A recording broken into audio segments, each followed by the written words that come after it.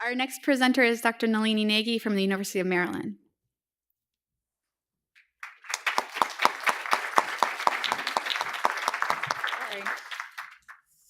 Good morning. I guess you can say that I've had an unusual childhood. I grew up in 7 different countries across 4 different continents. And I was born in Japan, actually, to Indian parents and nicknamed Junko after the great Junko Tabai, who's the first woman to climb Mount Everest. Unfortunately, I wasn't much of a climber, like my namesake. Still not much of a climber. In fact, very unathletic. Yes. But my privileged upbringing did really open my eyes at a very early age to the fact that, even though the world is constructed and marked by borders, people live their lives in a way that transcend these borders, and that there's so many people whose lives are truly transnational, right?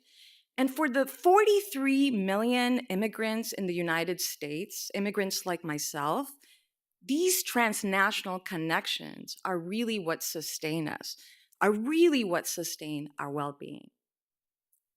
But what happens when there are policies that ignore such realities? When there are policies that privilege some but mark so many others with marginalizations? Over the last decade, my work has focused on the behavioral health of Latino immigrant day laborers. I've conducted hundreds of interviews with men like Jorge, who come to the United States, often alone, to support their family, to work in construction or demolition, work in an unregulated market that is often consists of dangerous and difficult jobs rife with workers' rights abuses. And throughout these difficult times, my research has found that the most significant factor that helps these men sustain their well-being is their connection with their family. As Jorge shared with me, every cent that I earn, I battle it for them. Whatever comes my way, I endure. Men like Jorge have many struggles as undocumented workers. Often they're perceived to be outside of the protection of the law and labor standards. They often stand in public street corners or at Home Depot for days, weeks sometimes, looking for employment. And as they stand outside exposed to the harsh climatic conditions, they're often exposed to security guards who may harass them. They may be exposed to suspicious stares by their community members or neighbors who may look at them as vagrants. They may even get tickets for loitering. And when a job comes by, they're often exposed to really unsafe conditions where they may not be given safety equipment, safety training. They may not even be given a bathroom break, right? And when they complete this job, they may often encounter a situation where an employer may say, I don't want to pay you. And in fact, 1 out of 5 day laborers every month experiences this. These employers taking advantage of the fact that these men, undocumented men, have a fear of authorities, have a deportation fear that gives them this sort of vulnerability. Or they may get paid and may get dropped off at an unknown location, carrying the cash of their earnings, and then they may be targeted for victimization and robbery as they're perceived as walking ATMs. This is a term coined by a national reporter, really speaking to the prevalence of crimes against immigrants and this perception that immigrants carry large amounts of cash, yet they're afraid to report crime to the police, making them easy targets. They know that one is undocumented. They know that a person, after the whole day sweating, may be doing roofing under the sun, the whole day working so that one Friday, one guy may take your money, the money that cost you so much to earn, with the sweat of your labor that you have earned maybe enduring hunger, and by going to the corner to look for work with the hope in God that you will find work. There is sadness in these words, right? Being robbed of wages or not being able to earn enough is deep and painful.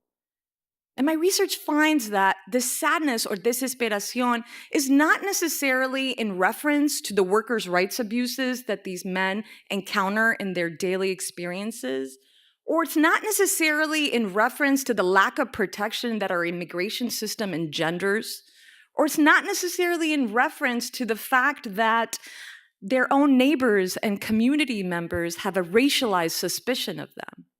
But really, for Jorge and many men like him, it's about the fact that earning money is a process of supporting family. It's a process of maintaining connection despite the distance, despite the borders, maintaining that transnational connection.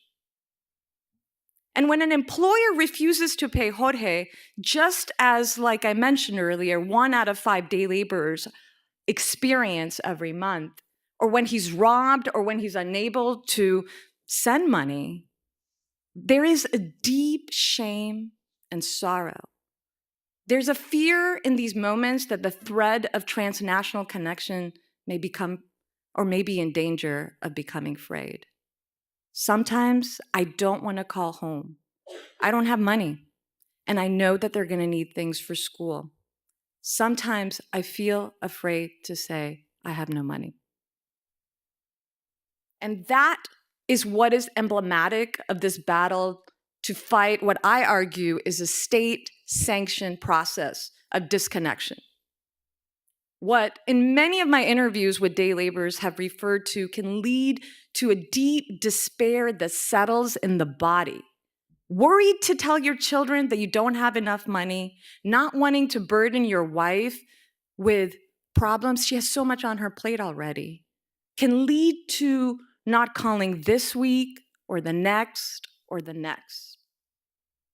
Over time, over years, over decades, it becomes a battle to maintain this thread of transnational connection.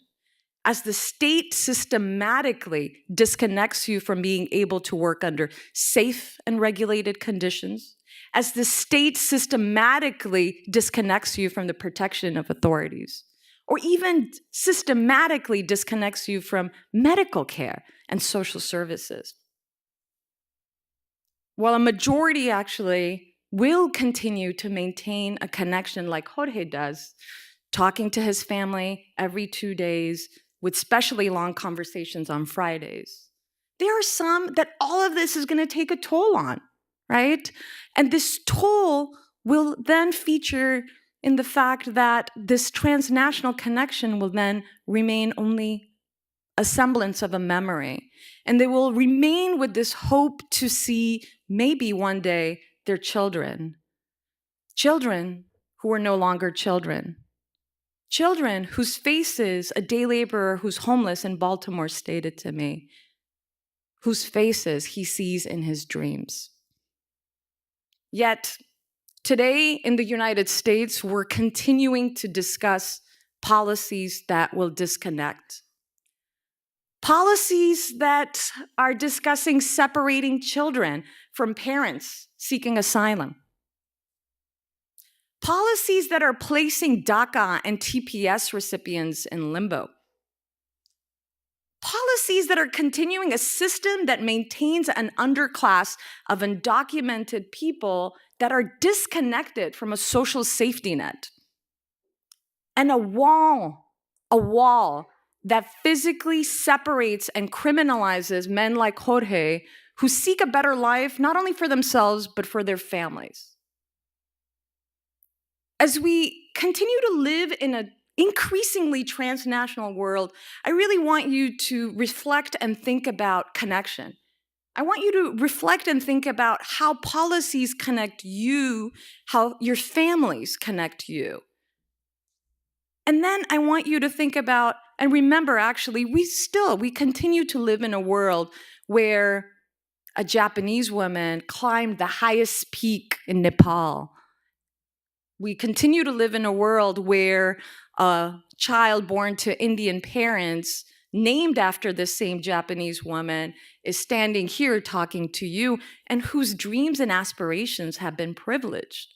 But still, as we're thinking about that, I want you to also remember that we continue to live in a world where the dreams and hopes and aspirations of Jorge, boosted by his transnational connections, are marginalized.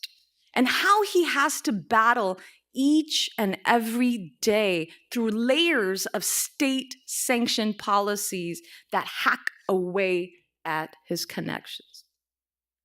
We, as social workers, must join this battle and stand with Jorge and millions like him and demand the discontinuation of these policies that privilege some and marginalize the dreams and lives of so many others.